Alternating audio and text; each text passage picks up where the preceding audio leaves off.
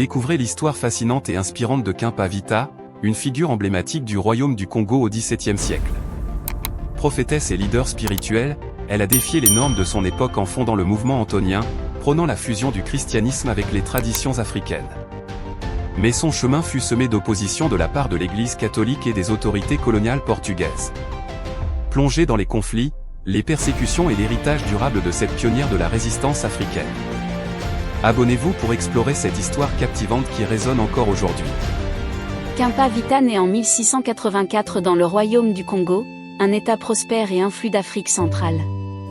Sa famille, issue de la noblesse locale, joue un rôle important dans la vie politique et religieuse du royaume. Le Congo est à cette époque une société complexe, avec des influences africaines traditionnelles profondément enracinées, mais aussi une forte présence chrétienne introduite par les missionnaires portugais depuis le XVIe siècle. Dès son enfance, Khenpa Vita montre une disposition exceptionnelle pour la spiritualité. Elle est éduquée dans la foi chrétienne et les traditions locales, développant une profonde compréhension des deux systèmes de croyance. En grandissant, elle devient de plus en plus préoccupée par les souffrances de son peuple et les divisions au sein du royaume du Congo, qui est déchiré par des conflits internes et les pressions extérieures des puissances coloniales. À l'âge de 20 ans, Khenpa Vita tombe gravement malade. Pendant cette période de maladie, elle reçoit une vision de saint Antoine de Padoue, qui lui apparaît et la guérit miraculeusement. Cette expérience transforme sa vie, elle croit que saint Antoine l'a choisie pour une mission divine. Convaincue d'être la réincarnation de ce saint, elle adopte le nom de Donna Béatrice et commence à prêcher un message de réformation religieuse. Après sa guérison, elle commence à prêcher dans son village natal, puis dans les régions avoisinantes. Elle appelle à un retour à la pureté du christianisme originel, dénonçant les abus et les corruptions au sein de l'Église catholique. Elle attire rapidement un grand nombre de disciples, impressionnés par sa ferveur et sa conviction. Elle prône une vision de Jésus-Christ et des saints comme étant des Africains, ce qui résonne profondément avec son auditoire et remet en question les représentations eurocentriques du christianisme. Les enseignements de Khenpa Vita sont révolutionnaires pour l'époque. Elle prêche que Jésus-Christ est né au Congo et que tous les saints chrétiens sont africains.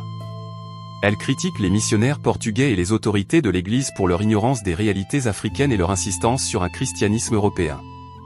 Elle appelle à une réformation religieuse qui intègre les traditions culturelles africaines et promeut l'unité et l'indépendance du royaume du Congo. Khenpa Vita, également connue sous le nom de Donna Béatrice, a développé un ensemble d'enseignements profondément influencés par sa vision spirituelle et sa critique des structures coloniales et ecclésiastiques imposées au peuple du Congo. Ces enseignements étaient à la fois religieux, sociaux et politiques, visant à restaurer l'identité culturelle africaine tout en réformant le christianisme pour qu'il soit plus en phase avec les réalités africaines. Elle rapporte qu'elle a reçu des visions divines pendant une maladie grave, où saint Antoine lui a confié une mission de réformation religieuse. Cette revendication de réincarnation est centrale à son message, car elle utilise cette autorité divine pour légitimer ses enseignements et ses réformes. Elle promeut l'idée que les saints peuvent se réincarner dans des corps africains, ce qui redéfinit la spiritualité chrétienne dans un contexte africain. L'un des enseignements les plus révolutionnaires de Khenpa Vita est sa proclamation que Jésus-Christ et d'autres figures bibliques sont originaires du Congo. Elle enseigne que Jésus est né à Mbanza Congo, la capitale historique du royaume du Congo, et que le christianisme originel est africain. Ce point de vue remet en question les représentations eurocentriques du christianisme, offrant une perspective qui valorise l'identité africaine et la place au centre de l'histoire chrétienne. Khenpa Vita critique ouvertement les missionnaires portugais et l'Église catholique pour leur ignorance des réalités africaines et leur imposition d'un christianisme étranger. Elle accuse les missionnaires de corrompre les enseignements de Jésus et de maintenir des structures de pouvoir qui oppriment le peuple du Congo. Elle reproche également aux autorités ecclésiastiques locales de collaborer avec les colons portugais, compromettant ainsi la spiritualité et l'intégrité du peuple Congo. Elle appelle à une réformation de la foi chrétienne qui intègre les traditions culturelles et spirituelles africaines. Elle prône un christianisme inculturé, où les pratiques religieuses et les croyances locales sont respectées et valorisées. Elle insiste sur l'importance de revenir à une forme pure et originelle du christianisme, débarrassée des influences coloniales et des abus de pouvoir. Un autre aspect central des enseignements de Khenpa Vita est son appel à l'unité et à la réconciliation au sein du royaume du Congo. Elle voit les divisions internes et les conflits politiques comme des obstacles majeurs à la prospérité et à la paix. Elle prêche pour la fin des luttes intestines et pour l'unité du peuple Congo sous une foi et une direction commune. Son message de réconciliation est destiné à restaurer la grandeur passée du royaume et à résister aux divisions imposées par les colonisateurs. Kempa Vita insiste également sur la justice sociale et l'égalité. Elle critique les inégalités sociales et économiques exacerbées par la traite des esclaves et la domination coloniale. Elle prêche un message d'égalité devant Dieu, appelant à la fin de l'oppression et de l'exploitation des pauvres et des faibles. Elle encourage ses disciples à vivre selon des principes de justice, de charité et de solidarité. En tant que femme leader religieuse, Kempa Vita défie les normes de genre de son époque. Elle montre que les femmes peuvent être des leaders spirituels puissants, capables de guider et d'inspirer des mouvements religieux et sociaux. Ses enseignements sur le rôle des femmes encouragent l'émancipation et la participation active des femmes dans la vie religieuse et communautaire. Les enseignements de Kempa Vita attirent l'attention des autorités portugaises et de l'Église catholique, qui voient en elle une menace à leur autorité. Les autorités locales sont également divisées, certains chefs voient en elle une chance de réformer le royaume, tandis que d'autres, alliés aux Portugais, la considèrent comme une hérétique et une menace à l'ordre établi. Le mouvement de Kempa Vita, connu sous le nom d'antonianisme, gagne rapidement en popularité parmi les masses du royaume du Congo. Elle prêche un christianisme africain authentique, critiquant les abus et la corruption des missionnaires portugais et des autorités ecclésiastiques. Cette popularité provoque des tensions internes, certains chefs locaux voient en elle une menace à leur pouvoir, tandis que d'autres la soutiennent, espérant qu'elle pourra apporter des réformes positives au royaume. Les autorités locales sont divisées. Certains chefs et nobles considèrent Kempa Vita comme une visionnaire capable de restaurer la grandeur du royaume du Congo, tandis que d'autres, craignant pour leur propre pouvoir et influencés par les missionnaires portugais, la perçoivent comme une menace. Ces divisions entraînent des conflits internes, avec des factions soutenant Kempa Vita et d'autres cherchant à la discréditer. Les Portugais, qui ont des intérêts économiques et politiques dans la région, voient le mouvement de Kempa Vita comme une menace à leur influence. Ils intensifient leurs efforts pour la neutraliser, collaborant avec des chefs locaux opposés à son message. Les missionnaires portugais accusent Kempa Vita de blasphème et de sorcellerie, cherchant à la discréditer aux yeux du peuple. En 1706, les autorités locales, sous la pression des Portugais, arrêtent Kempa Vita. Elle est jugée pour hérésie et sorcellerie, des accusations graves qui visent à détruire son influence. Lors de son procès, elle défend ses enseignements et sa mission, mais est finalement condamnée à mort.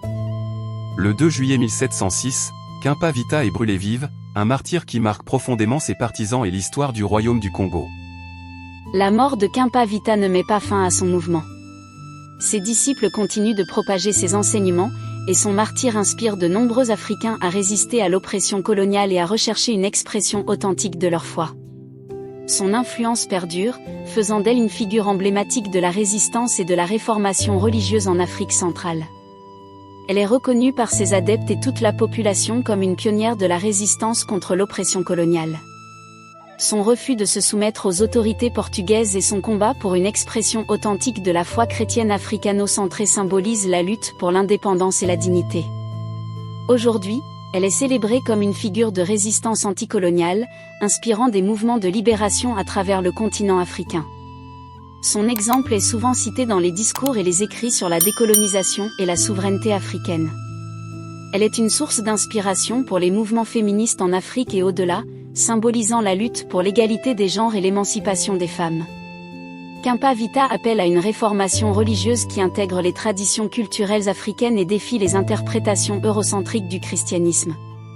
Son message de christianisme africano-centré résonne encore aujourd'hui, alors que de nombreuses communautés cherchent à redécouvrir et à réintégrer leurs traditions culturelles et spirituelles dans leurs pratiques religieuses. Elle est vue comme une précurseur des mouvements de théologie de la libération et de christianisme inculturé en Afrique. Le message de Kempa Vita sur l'unité et la justice sociale reste pertinent dans le contexte actuel de fragmentation et de conflits en Afrique. Elle prêche pour l'unité du royaume du Congo et appelle à la fin des divisions internes et des conflits. Aujourd'hui, son appel à l'unité inspire des efforts pour surmonter les divisions ethniques, religieuses et politiques à travers le continent, promouvant la paix et la cohésion sociale. Kempa Vita incarne la résistance culturelle contre l'imposition de valeurs et de pratiques étrangères. Elle défend la valeur et la dignité des traditions africaines face à la domination culturelle coloniale. Cette résistance culturelle continue d'être pertinente dans le contexte de la mondialisation, où les cultures locales sont souvent menacées par l'homogénéisation culturelle. Son exemple encourage les Africains à valoriser et à préserver leur patrimoine culturel unique. Elle est une figure d'éveil spirituel et politique, montrant que la spiritualité peut être un puissant moteur de changement social et politique. Son exemple inspire des leaders religieux et spirituels à s'engager activement dans les questions de justice sociale, de droits humains et de transformation politique. Elle montre que la foi peut être un outil de libération et de transformation sociale. Kimpa Vita est commémoré dans de nombreuses communautés à travers l'Afrique, et son histoire est racontée comme une partie intégrante du patrimoine culturel et spirituel. Des cérémonies, des festivals et des événements sont organisés en son honneur, célébrant sa vie et son héritage. Elle est également étudiée dans les écoles et les universités, et ses enseignements continuent d'influencer les discussions académiques et théologiques. Au-delà de l'Afrique, elle est de plus en plus reconnue à l'international comme une figure historique importante. Des chercheurs, des militants et des leaders religieux du monde entier reconnaissent sa contribution à la résistance coloniale et à la réformation religieuse. Sa vie et son œuvre sont étudiées dans les programmes de théologie, d'histoire et d'études africaines, et elle est citée comme un exemple de leadership spirituel et de résilience. L'histoire de Kimpa Vita inspire les générations futures à se lever contre l'injustice, à valoriser leur patrimoine culturel et à chercher des moyens de réformer et de revitaliser leur société. Elle montre que même dans les moments de grande adversité, il est possible de faire une différence et de laisser un impact durable. Son héritage continue de motiver les jeunes à s'engager dans des causes sociales, politiques et spirituelles, suivant son exemple de courage et de conviction. Les enseignements de Kimpa Vita sont un mélange unique de réformation religieuse, de critique sociale et de résistance culturelle. Elle redéfinit le christianisme dans un contexte africain, valorisant l'identité et les traditions locales tout en prêchant pour l'unité, la justice et l'égalité. Son message continue de résonner aujourd'hui, inspirant des mouvements de réformation religieuse, de justice sociale et de résistance culturelle à travers l'Afrique et au-delà. En intégrant les traditions africaines dans la foi chrétienne, Kimpa Vita laisse un héritage durable qui influence les pratiques religieuses et les luttes pour la dignité et la liberté. En célébrant sa mémoire et en reconnaissant son héritage, nous honorons une figure qui a marqué l'histoire de l'Afrique et qui continue d'inspirer des luttes pour la liberté.